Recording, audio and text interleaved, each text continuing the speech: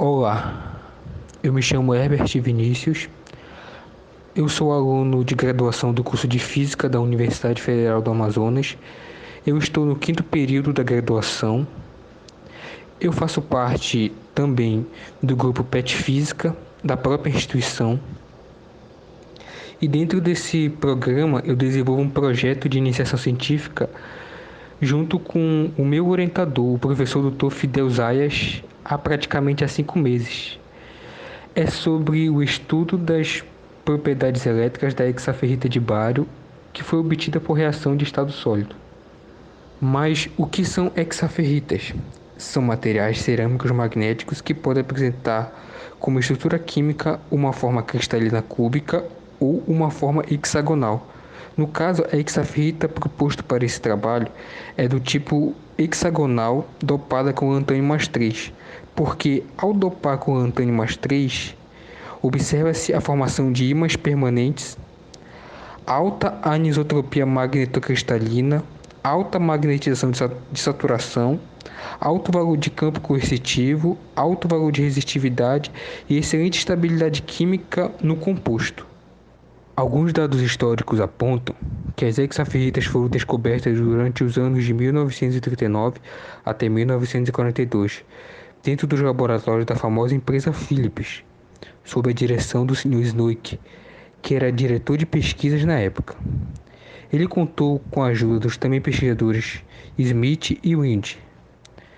Durante os anos da pesquisa, que provavelmente foram feitas em laboratórios desse estilo aqui, que se encontra na parte esquerda desse slide, eles conseguiram encontrar muitas informações e posteriormente colocar em um livro chamado Ferrites, que ele é uma espécie de almanaque de tudo que alguém precisa para poder estudar sobre hexaferritas, não só sobre hexaferritas de bário. A estrutura da hexaferrita na qual estou estudando é de caráter hexagonal, porque depois de seu processo de síntese foi obtido uma junção de um elemento qualquer com 12 elementos de ferro mais 19 de oxigênio. Se essa junção acontece, a literatura de hexaferrita nos diz que o composto que nós obtemos é de caráter hexagonal.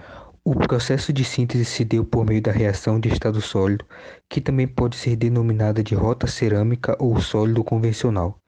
Esse processo ocorre quando reações químicas começam a surgir entre reagentes que se encontram no estado sólido.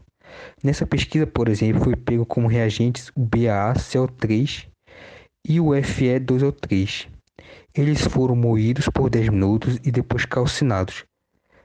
Depois disso, acabou surgindo a hexaferrita de bário. Mas por que estudar as hexaferritas?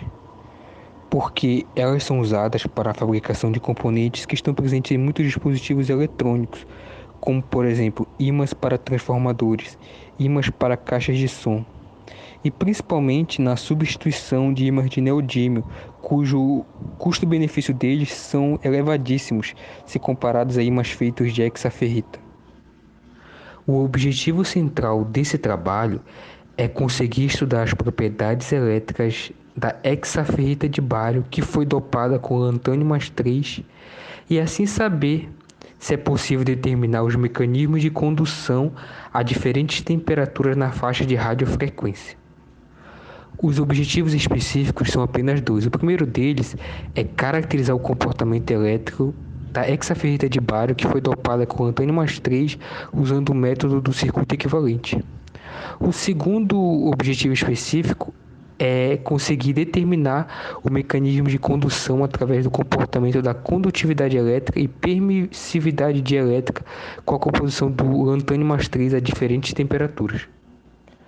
E como estudar as propriedades elétricas do material proposto para essa pesquisa? Existe um software chamado ZeV. Esse software consegue caracterizar o que ocorre com o composto a partir dessas figuras e curvas que foram obtidas mediante valores de impedância real e impedância imaginária a uma certa faixa de frequência. Mas o que vem a ser impedância? Impedância é a carga resistiva total de um circuito de corrente alternada. Quando eu falo total, eu estou me referindo aos conceitos de resistência e reatância. Resistência é quando um componente do circuito oferece oposição à corrente elétrica, gastando assim energia para poder gerar calor, no famoso efeito Joule.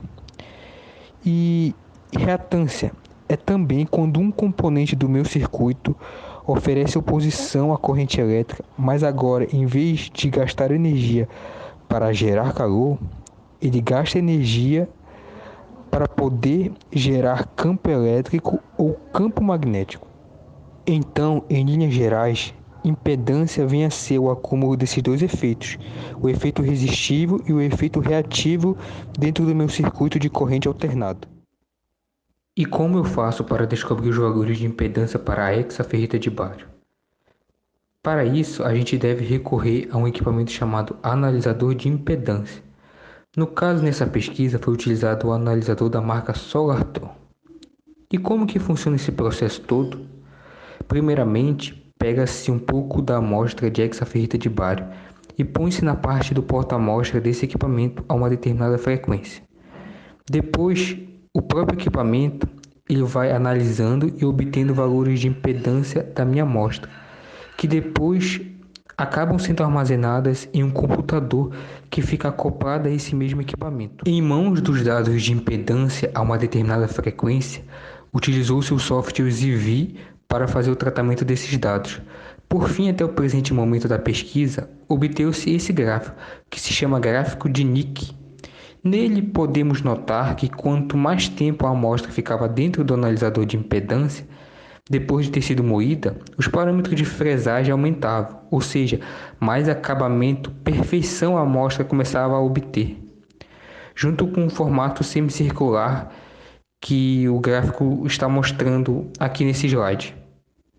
Essas características de bom acabamento e forma semicircular a uma certa frequência que esse gráfico de Nick está mostrando é um pequeno indício de que essa amostra pode servir como boa absorvedora de radiações eletromagnéticas e quem sabe em outras aplicações. Aqui são as minhas referências bibliográficas na qual estou usando no meu trabalho. Também deixo para contato meu Gmail e meu número de WhatsApp. Aqui vocês vão estar podendo tirar dúvidas, dar sugestões e fazer críticas a respeito do meu trabalho. Muito obrigado a todos.